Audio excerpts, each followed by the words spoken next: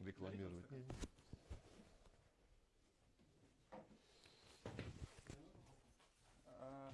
Нет.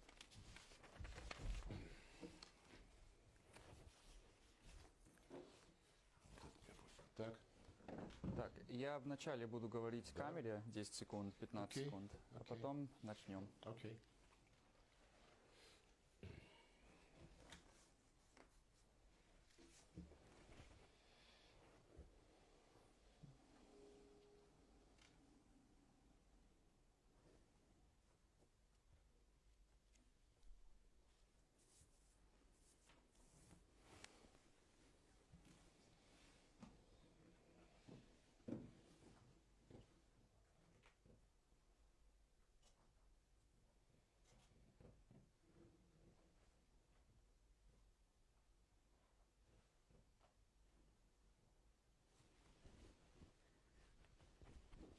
Мгм.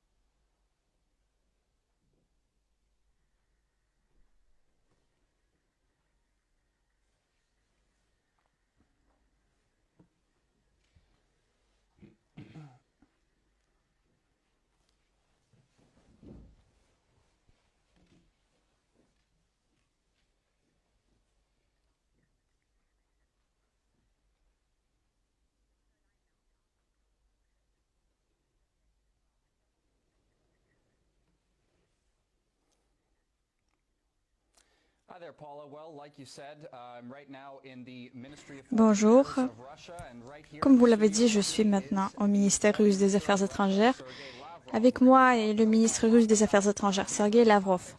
Aujourd'hui, nous allons beaucoup parler d'un nombre de sujets, notamment des sanctions, des laboratoires biologiques sponsorisés par le Pentagone en Ukraine, et aussi des projets de l'administration américaine d'utiliser les TikTokers dans la campagne de propagande contre la Russie. Tout cela dans quelques instants.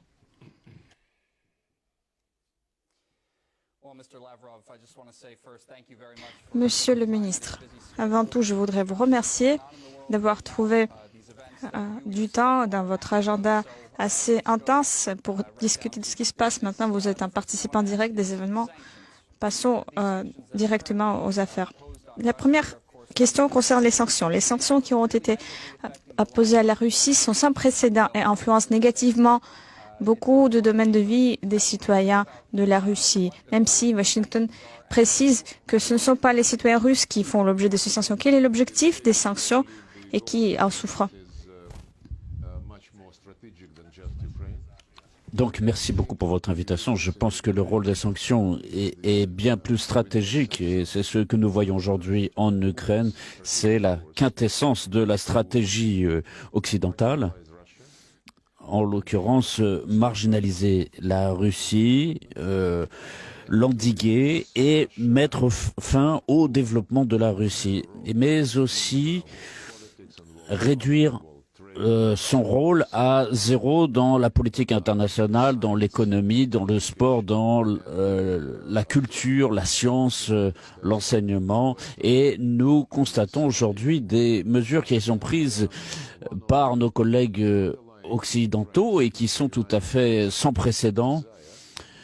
Une des tendances majeures ici, c'est le souhait des États-Unis qui, ces dernières années, se manifeste de façon de plus en plus évidente de la part de l'administration Biden, c'est cette tendance à donner au monde un caractère unilatéral. Je peux prendre l'exemple, par exemple, de la conception de Teagle, c'est-à-dire qu'on ne veut pas on veut reproduire ce modèle partout dans le monde et je pense que l'Europe ici, à 99%, a cessé de toutes ces tentatives d'être indépendante malgré les paroles d'indépendance que prononce le président Macron. En ce qui concerne l'Allemagne, on voit que elle est tout à fait prête à suivre les instructions provenant des États-Unis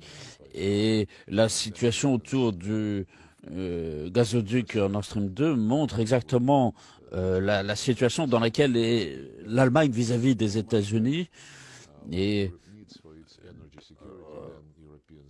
ils ont c'est-à-dire que les Américains savent mieux que les Européens ce qu'il leur faut pour assurer leur sécurité énergétique. Et cette pression par la voie des sanctions se poursuit. Il y a une 5e vague de sanctions qui nous menace. Il y en aura peut-être d'autres ensuite. Nous sommes habitués à cette situation et je vous rappelle que déjà bien avant la crise ukrainienne, qui a commencé par le coup d'État illégal en 2014, des sanctions avaient été déjà introduites contre nous. Il y avait eu l'histoire de l'affaire Jackson. Ensuite, il y avait eu la liste des sanctions Magnitsky. Et ensuite, les sanctions sont passées à une autre phase.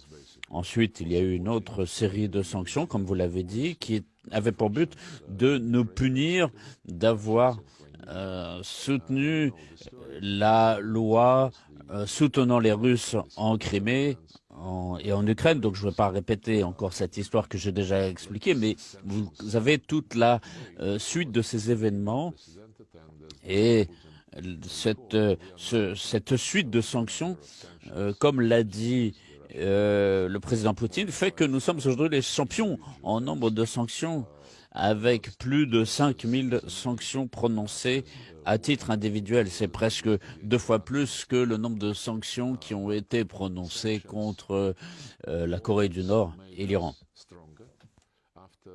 Mais il faut dire que finalement les sanctions nous ont toujours fortifiés. Après celles qui ont été déclarées en 2014, quand les pays occidentaux n'ont pas pu manifester une compréhension et accepter la volonté manifestée par les habitants de Crimée et de Sébastopol et avaient soutenu le coup d'État de 2014. En fait, je vois, quand je discute avec mes collègues occidentaux, je les vois utiliser la tactique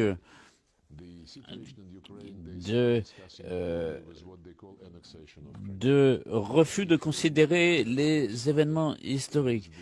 Pour eux, tout commence à partir de l'annexion de la Crimée, comme ils disent. Mais si on se souvient de ce qui se passait avant, c'est-à-dire que l'Union européenne n'a pas été capable de faire respecter les accords, puisque l'opposition avait rejeté l'accord qu'elle avait conclu avec les autorités sous l'autorité des pays garants. Alors il y avait Yarosh à l'époque qui en Ukraine proclamait une Ukraine sans Russes. Il avait dit que les Russes ne se sentiraient jamais libres en Crimée. Il défendait des personnes comme Shushkevich, Bandera, etc. Et il avait dit qu'il fallait donc chasser les Russes de Crimée. Ces propos avaient été prononcés bien avant que les Criméens décident d'organiser un référendum. Et donc il y avait des groupes armés qui avaient cherché à prendre le Parlement de Crimée. C'est comme ça que tout cela avait commencé. Donc parlons de l'initiative qui avait été prise immédiatement le lendemain du coup d'État. Une décision avait été prise de supprimer le statut de la langue russe comme langue officielle en Ukraine, et tous ces instincts se sont manifestés de façon tout à fait concrète dans une politique résolument russophobe et qui continuait à occuper l'esprit des responsables politiques. Prenons par exemple les citations de Oleg Tchernybok du Parti radical en Ukraine et qui veut mener une dérussification. c'est ainsi qu'il s'exprime. Et pour lui, cette dérussification, ça veut dire que ethniquement, les Russes ne doivent pas avoir leurs droits, que ce soit dans la langue, dans la culture, dans l'ensemble du pays. Et pour mieux comprendre la situation actuelle, il faut se rappeler des déclarations qui avaient été faites par Zelensky. J'ai déjà dit récemment que les extrémistes d'extrême droite avaient demandé à chasser les Russes de Crimée. En septembre dernier, le président Zelensky a dit si vous estimez que vous êtes russe, que vous voulez parler russe, et si vous voulez être ami avec la Russie, partez en Russie, oui. Il l'a dit il y a quelques mois. Je reviens aux sanctions. Les mesures qui ont été prises par le président, par le gouvernement, sont déclarées petit à petit. Mais ce n'est que le début des mesures que nous prenons pour réagir à cette situation. Après les sanctions de 2014, nous avons déjà acquis une certaine expérience en matière de solutions. Et vous savez qu'aujourd'hui, l'ampleur des sanctions est bien plus grande que celle qu'on avait observée après 2014. Et les illusions que nous pourrions avoir sur le fait de compter sur l'aide de des pays occidentaux maintenant sont complètement évaporées. C'est une des conclusions principales aujourd'hui pour la Russie dans le contexte actuel. Je pense qu'on peut dire que la culture russe a déjà l'habitude à faire partie de ce village mondialisé. Ça veut dire que les pays sont interconnectés, les gens voyagent d'un pays à un autre. À votre avis, cela va-t-il changer? La vie des Russes va-t-elle changer étant donné les limitations?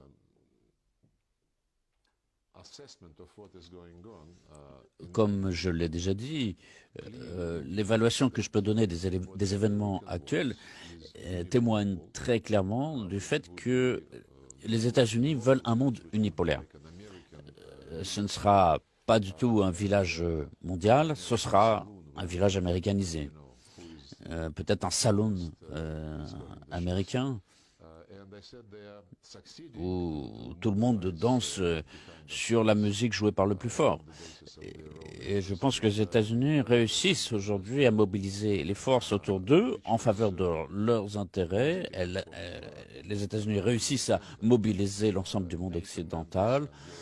On en a un exemple très clair. Si on veut voir l'indépendance, l'autonomie des pays de l'OTAN, et donc tout cela, ça donne une idée de la configuration que veulent imposer les Américains au monde, à l'Union européenne. Et il y a des acteurs dans le monde qui refuseront toujours d'intégrer le village mondial sous l'autorité du shérif américain. Ce sont l'Inde, la Chine, l'Iran, d'autres pays. C'est des pays qui ne se laisseront pas mener par le bout du doigt. Et je pense que la Russie n'est pas du tout un des pays prêts à suivre cet ordre du jour américain. Par exemple, quand les Américains, les Européens, les pays occidentaux disent que la Russie a subi un échec à l'Assemblée générale de l'ONU parce que tout le monde a voté contre la Russie, c'est une erreur. Parce que si vous regardez la population qui est représentée par les pays qui n'ont pas condamné la Russie, et si vous regardez aussi le nombre des pays qui ont qui ont adopté des sanctions contre la Russie, vous voyez que qu'ils l'ont fait sous la pression des Américains, sous le chantage. Je le sais que des menaces concrètes ont été adressées à des responsables occidentaux concernant leurs enfants qui font des études, leurs comptes en banque, etc.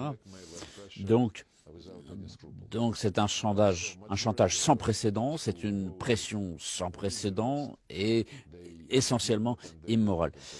Donc les pays qui ont été n'ont pas suivi cette démarche occidentale, qui n'ont pas condamné la Russie, représentent en réalité une part de la population mondiale qui est très importante. Pour eux, ce serait un prix trop cher à payer de suivre. Or, cette propagande occidentale a été menée de façon ouverte. Nous sommes toujours prêts à travailler avec tous ceux qui sont prêts à coopérer sur la base du respect mutuel, de la recherche d'intérêts mutuels, avec les pays orientaux, par exemple. Et les pays d'Asie sont aujourd'hui beaucoup plus prêts à travailler avec la Russie dans cette optique, et nous sommes tout à fait prêts à répondre dans la réciprocité. Nous ne fermons aucune porte à l'Occident, c'est l'Occident lui-même qui ferme les portes, et nous sommes toujours prêts et ouverts à toute discussion. Nous verrons ce qui sera proposé en matière de coopération, mais nous garderons à l'esprit ce qui s'est passé. C'est-à-dire que nous sommes prêts à travailler, mais garderons à l'esprit ce qui a été fait. On gardera en tête le fait qu'ils ne sont pas toujours fiables. Maintenant, je voudrais choisir un autre sujet. Il s'agit des laboratoires biologiques sponsorisés par l'Amérique. Vous avez toujours attiré l'attention à cela. Et je sais que des documents ont été récemment publiés, signés par des responsables américains. Pourquoi le monde ne prête pas assez d'attention à ces laboratoires biologiques? Et est-ce que Washington et l'Occident sera responsable pour ce qu'ils font? En fait, c'est intéressant, oui. Vous savez que c'est très curieux de voir que l'opération militaire spéciale lancée par le président russe a permis de découvrir beaucoup de choses intéressantes, des preuves qui nous permettent de comprendre ce qui se produit actuellement. Tout récemment, les militaires russes et ceux de Donetsk et Lugansk ont découvert des documents émanant de l'état-major ukrainien qui témoignent directement du fait que l'Ukraine préparait une offensive massive sur les républiques du Donbass. Et je dirais que la Russie a devancé cette opération qui a donc été planifiée. Il prévoyait justement ce qu'il n'avait pas pu faire en ne respectant pas les accords de Minsk, c'est-à-dire saisir les territoires dans lesquels ils avaient procédé à une effusion de sang avec tous ces bombardements qu'ils avaient faits pendant 8 ans. D'autres documents ont été découverts, et notamment concernant l'activité de laboratoires chimiques et biologiques en Ukraine sous l'autorité des États-Unis. Ce sont des documents qui sont signés par des responsables politiques ukrainiens et américains. Et dans ces laboratoires, qui étaient partout dans le monde, ils sont au nombre de plus de 300 dans beaucoup de pays. Et ils sont exactement sur le périmètre des frontières de l'ex-URSS et notamment en Ukraine. Et donc il y avait des projets très importants pour le Pentagone et qui organisaient donc cette activité. Et il y a notamment une agence de réduction des menaces, et c'est elle qui assurait le suivi de ces laboratoires avec des travaux sur la peste, la fièvre et d'autres maladies de ce type. Tout cela est très dangereux et je considère cela comme révoltant. Nous savons qu'ils ont fait des expériences avec des infections potentielles qui peuvent être orientées vers des groupes ethniques vivant dans l'est de l'Ukraine, le long des frontières de la Fédération de Russie. Et ça fait 20 ans, déjà en 2001, nous avions proposé aux pays qui travaillaient sur l'interdiction des armes chimiques pour mettre en place un système de vérification de ces procédures. Et la Convention elle-même proposait donc des consultations, c'est-à-dire que si un pays membre a des suspicions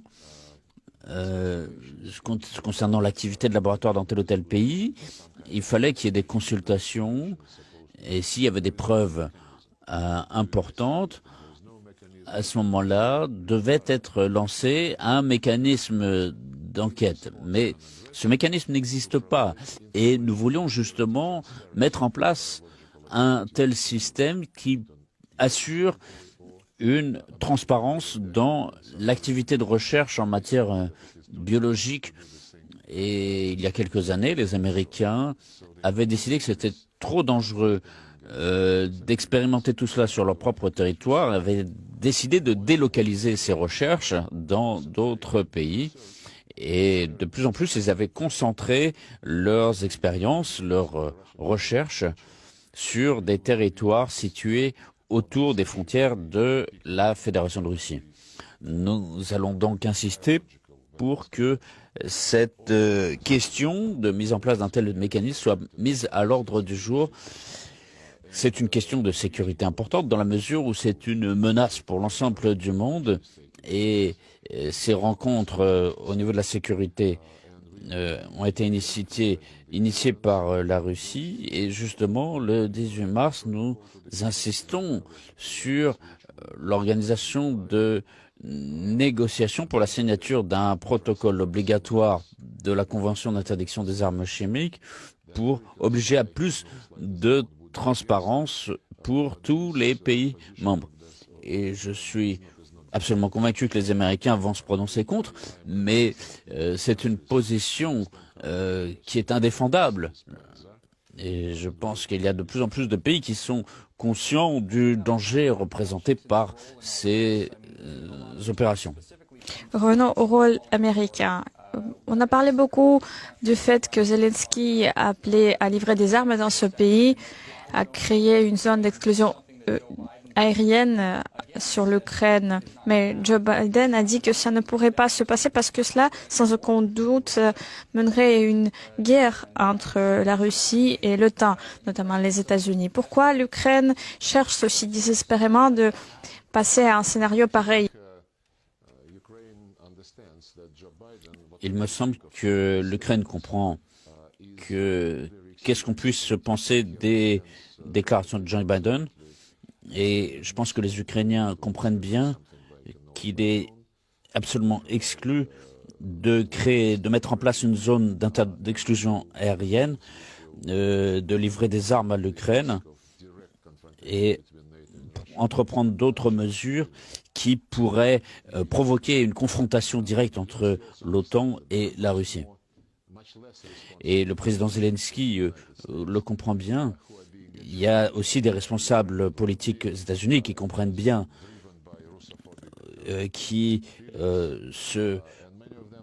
craignent un petit peu ce lobby belliciste en Ukraine.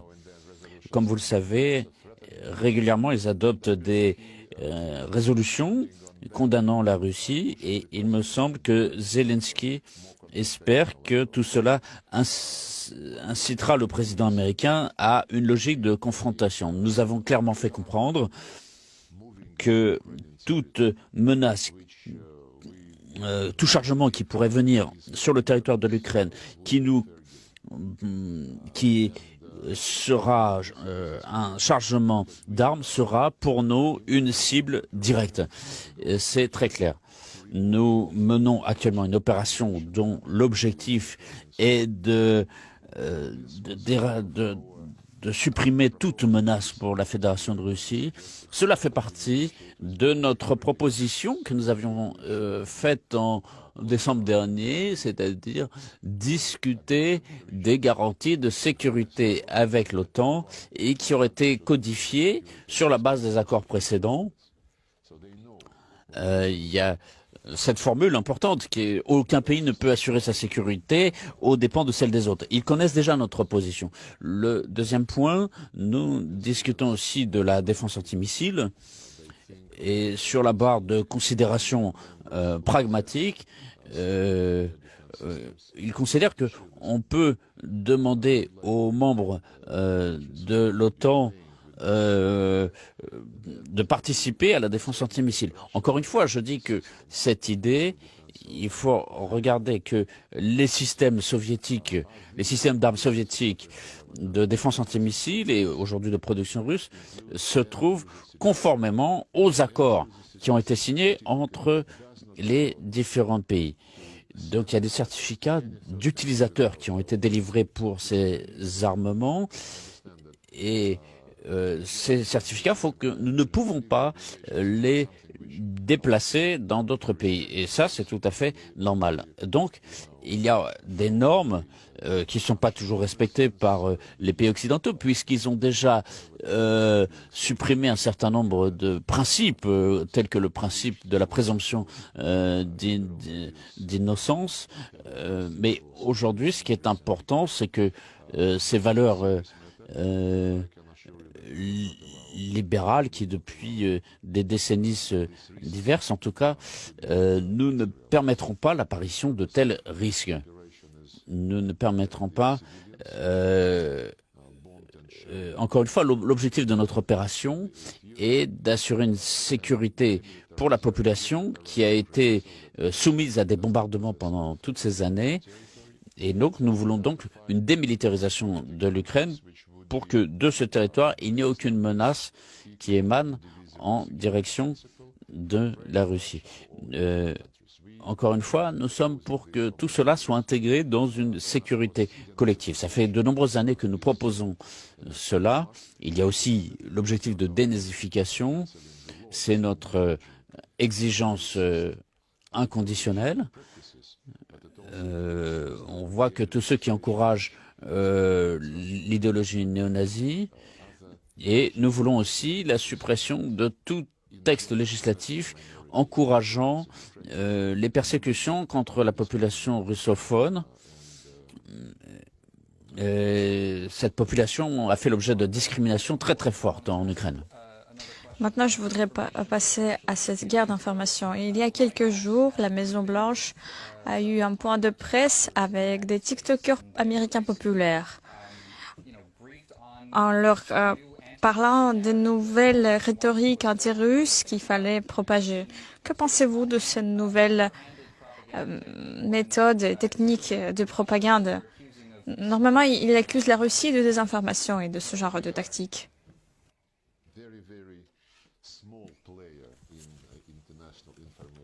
Oui, nous sommes un acteur tout à fait modeste sur le plan de la guerre médiatique.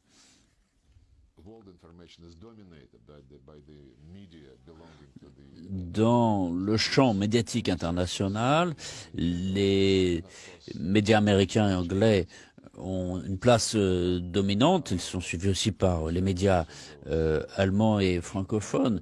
Après, il y a la qualité de l'information qui est fournie par ces grands médias. Prenons par exemple CNN. Ils préfèrent éviter d'écrire des articles d'analytique. C'est simplement des faits qui sont cités. La Russie est agresseur. La Russie assassine la population civile. La Russie utilise le doping dans le sport. Si on parle de TikTok et d'autres plateformes d'échange, Washington, en réalité, s'adresse aux enfants parce que en général, ce sont des jeunes garçons, des jeunes filles qui utilisent cela. Donc c'est très facile de leur laver le cerveau. Cela est profondément malhonnête et laid.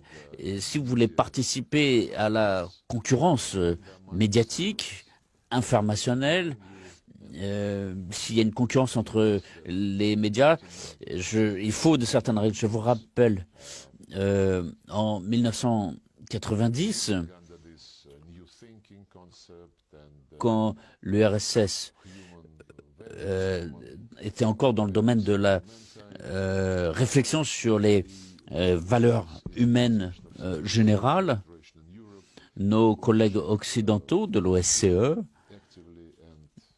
étaient très actifs dans la promotion, et ils étaient soutenus par les autorités soviétiques, la promotion d'un certain nombre de documents sur la liberté d'expression, sur l'accès à l'information, et il y a un consensus qui a été adopté au sein de l'OSCE. Aujourd'hui, votre chaîne, Sputnik aussi, d'ailleurs depuis de nombreuses années, ont été interdits de participer, par exemple, au Palais de l'Élysée à Paris.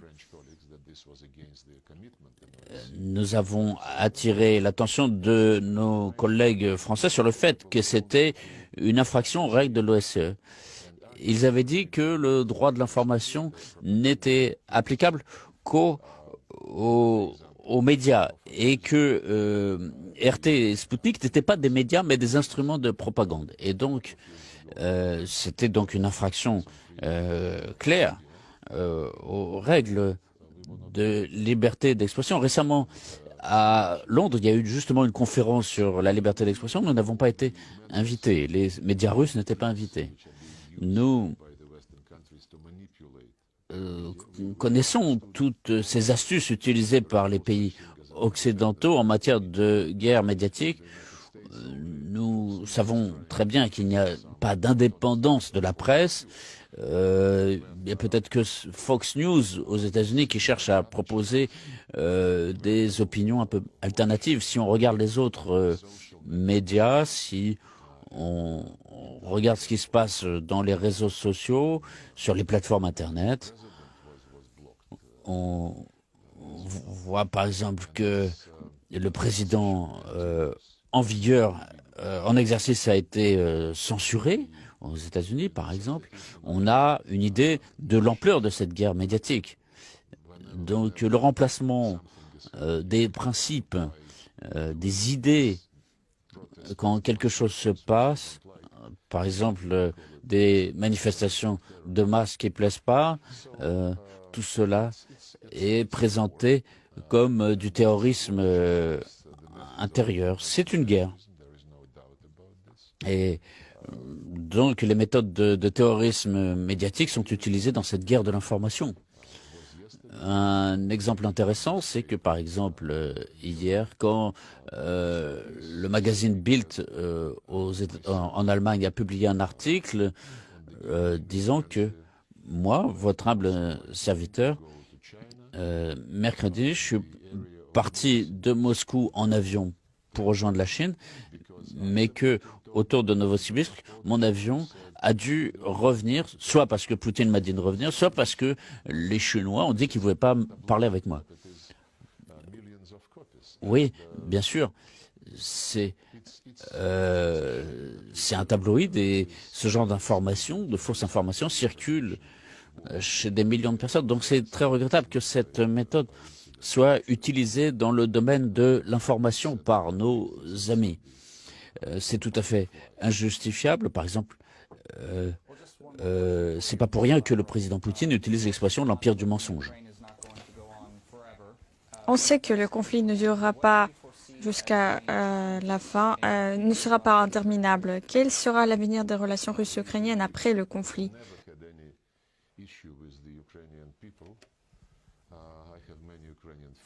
Nous n'avons pas de questions contre le peuple ukrainien. Nous sommes deux peuples très proches, parents dans le domaine culturel. Quasiment tous les Ukrainiens parlent russe, ou s'ils ne le parlent pas en tout cas, ils le comprennent. Nous avons une culture en commun, une histoire en commun, une perception de la vie, des traditions familiales dans notre société. Et il me semble, en tout cas j'espère, que cette situation anormale prendra fin, que nous retrouverons l'ordre normal.